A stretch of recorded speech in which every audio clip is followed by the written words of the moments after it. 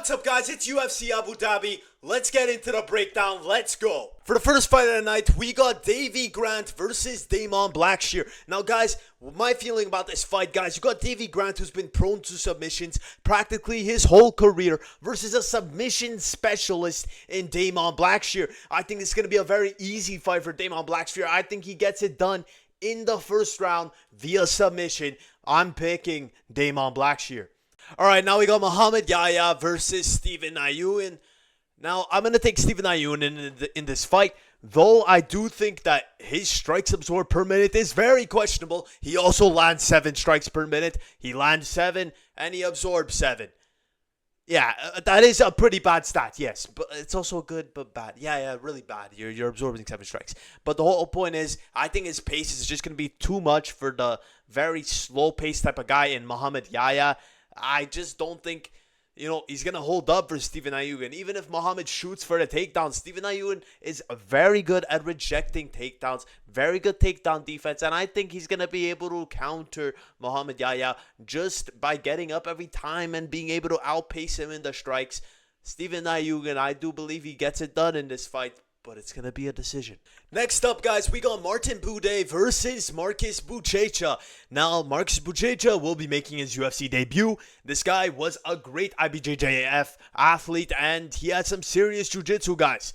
But he does carry power in those hands, and Martin Buday has not won versus a fighter that's over 500 in their UFC career. I think Martin Buday will lose this fight. I think Marcus Buchecha just has that ground game, but that is just special in a heavyweight fighter that a lot of the heavyweights don't have. Now, the heavyweight division needs to evolve, and the UFC getting a guy like Marcus Buchecha will be very good for the division. I'm taking Buchecha, and I'm taking him by submission. Alright, guys, next up we got Aslan versus Billy Elekana. Now, guys, Billy is very undersized for this division. I mean, obviously, you look at the weight, you're like, okay, yeah, but this guy's a middleweight. He's not a light heavyweight. He doesn't carry the power that a light heavyweight has in Aslan, who is a fighter that is kill or be killed.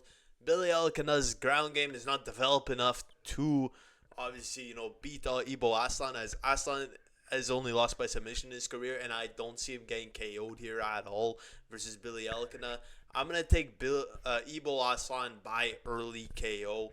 Billy Elekana, I think he'd have much more success in middleweight, but even at that, it's a very hard division. Alright, next up, guys, we got Muslim Salikhov versus Leal. Now, this fight is really just based off of who's going to be on the front foot in this fight.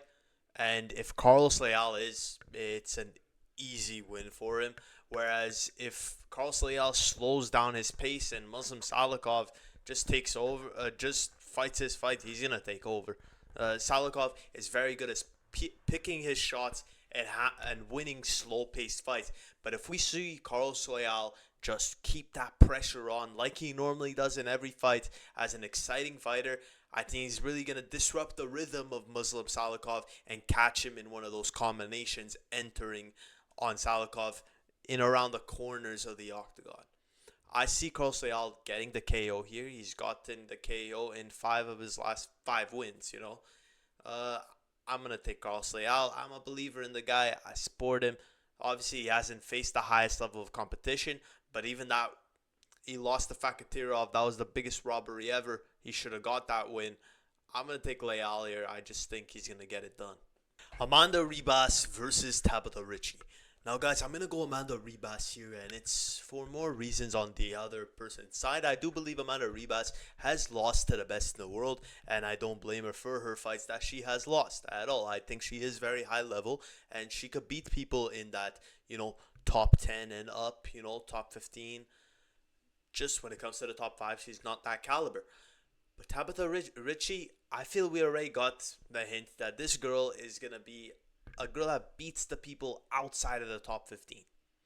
Because when you look at her, she's 5'1". She's very unsized in the smallest weight class in 115 pounds. And she's just too small. Her fights that she wins by a hair. And the fights that she loses, she'll dominantly lose. Like in her last fight. She lost by dominant decision. I think Amanda Ribas will get the fight done here. I think she'll get it by decision.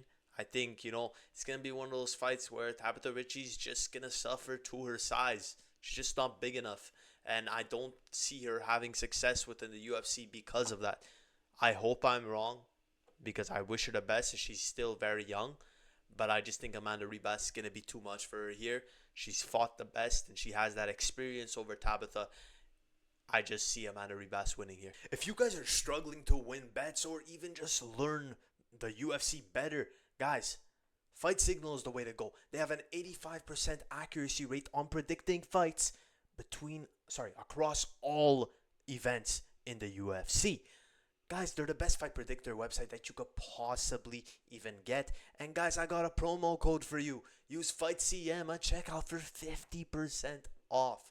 Guys, this is what I use to analyze all my fights. It's the reason why I'm so accurate in my fight breakdowns, guys. I have like 85% rate as well. Just because of this, guys. Before, I would be able to predict maybe 60, maybe 70. But guys, Fight Signal has helped me so much. And yeah, guys, they're constantly adding new stuff. So guys, it becomes worth it.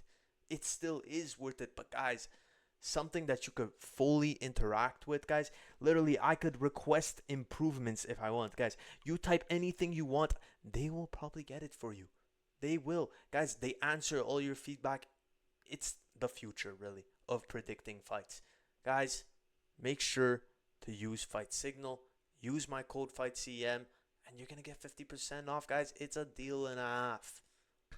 Alright, guys, next up we got Krylov versus Bogdan Guskov. Now, Guskov is on a 3-fight win streak. He looked very good in those fights, getting a KO in all of them.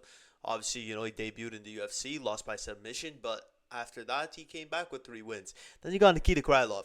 He had a 2-year layoff, and then he lost by knockout to Dominic Reyes, which I find he looked horrible in that fight. Krylov really did look horrible. He looked slow. He lunged in like he usually does, but was not able to fight as he normally does at all.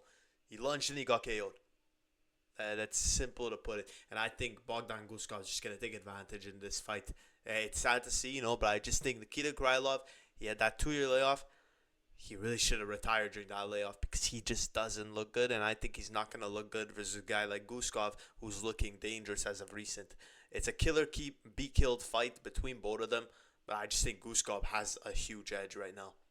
Alright, guys, next up we got a bout that I'm excited for in Aslan Mabayev versus Jose Ochoa. Why am I excited for it? Because I think Jose Ochoa is going to display some magic there. I think Aslan Mabayev, I was very, very disappointed in his last performance versus Manel Cap. Though that was versus some tough competition, he did not look good at all. He looked like he was struggling for the takedowns, and on the feet was just getting pieced up in every single way. And Jose Ochoa, after his last fight, we just saw how good this guy is on the feet. And this guy also has some pretty decent ground game as well. So I think wherever it goes, Aslan Mabayev is going to be in trouble. And I don't think it's going to go on the ground at all. I think Jose Ochoa is going to be able to neutralize the ground game and take advantage fully on the feet, just like Manel Cap did. It's going to be Jose Ochoa. I'm going to take him by finish. Alright, guys, now we got Sharamagomedov versus my hometown man, Marc-Andre Barriault from Montreal. Now, I would side much more to Sharamagomedov just based off of how good he is at striking. When it's a striker's match, he is the better fighter than Marc-Andre Barriault. Do I think Marc-Andre Barriault could mix it up a bit more in this fight and potentially beat Shara? Yes, I do think if Marc-Andre Barriault goes for a level change, he could switch around this fight, but I just don't think Marc-Andre Barriault is going to do it. All bias aside, I just don't think he's going to do it. I think Sharamagomedov is going to have a striking fight with Barriault because Barriault's just not going to go to the ground. I think Barriault always likes to go out on his feet, and, it's going to be a striking match. And who's the better striker here? When you look at technical comparison, it's Sharamagomedov. I don't know why I can't say it, whatever. But Shara, his only loss in the UFC is to MVP. Guys, you can't blame him for MVP. He's like the perfect counter to him. If we're talking striking-wise, with that karate stance, in and out, it's very hard for Magomedov to get a read off of that. but it's not going to be complicated for him to read Marc-Andre Barrio. I think Sharmagomedov is going to KO Barrio. Barrio's always KO or be KO'd. I'm going to take Shara by KO. Alright guys, next up we got a pretty interesting fight. We got Bryce Mitchell dropping down a weight class, which is his smartest decision yet, versus Said Nurmagomedov. Now Said Nurmagomedov, he has some decent grappling to him. He has some, little moves on the feet. But at the end of the day, I think Bryce Mitchell is actually better than him in both aspects. When we're looking on the ground, he's looked strong versus opponents in 145 pounds. Obviously, lately, he hasn't looked it. But guys, I think Bryce Mitchell could be entering a new phase of his career, a very good phase, as I just think he's going to be strong compared to some of these guys at this division. I think Bryce Mitchell is going to take full advantage here. I think he could get a KO, he could get a submission, but I don't see this fight going to decision at all. I think Bryce Mitchell's a finisher. He's going to be a finisher at 135 pounds. It's going to be very hard for Said Nurmagomedov to deal with a guy like Bryce, as Bryce Mitchell is like an American Dagestani for this weight class, at least. I don't know. That's a bit of a hot take. But I do think Bryce Mitchell is better in every aspect. He's literally a Said Nurmagomedov, but if you give him a 10-plus boost in every stat. So I'm going to go Bryce Mitchell. Alright guys, next up we got a fight that a lot of people are mad about. Petr Yan versus Marcus McGhee. People thought that Petr Yan clearly should have got a title shot, and I do too. But let's break it down. You got Petr Yan. Very good striker, has some takedowns up his sleeve, and if he goes to the ground, he's still comfortable. You got Marcus McGhee, who plots forward, always goes for combos, entering into the pocket, and he has some serious power. His ground game, not that much there. It's still, enough to defend himself. I don't think Petr Yan's going to really shoot here. I think he's going to have a striking match with Marcus McGhee. But I think Petr Yan is the better striker overall here.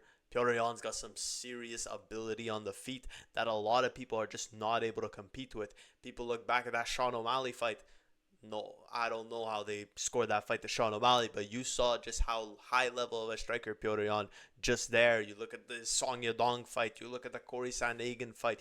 Petr Yan is a killer on the feet. He's not where you want to be with him, and with Marcus McGhee having the inability to change the level on Petr Yan, as he's not high enough level to really just take him down all the time. Petr Yan is going to win this fight, and it's not going to be tough. Next up, we got a matchup between Robert Whittaker and Reinier de Ridder for the main event of UFC Abu Dhabi. Now, Robert Whittaker, he's a very good striker. Very good at managing his distance versus his opponents. He does get caught sometimes, as, his chin is just not what it once was back then, but it was never amazing. Then you got Reinier de Ridder. Very good at jiu-jitsu. We saw him knock out Bo Nickel, but guys, Bo Nickel, I'm sorry.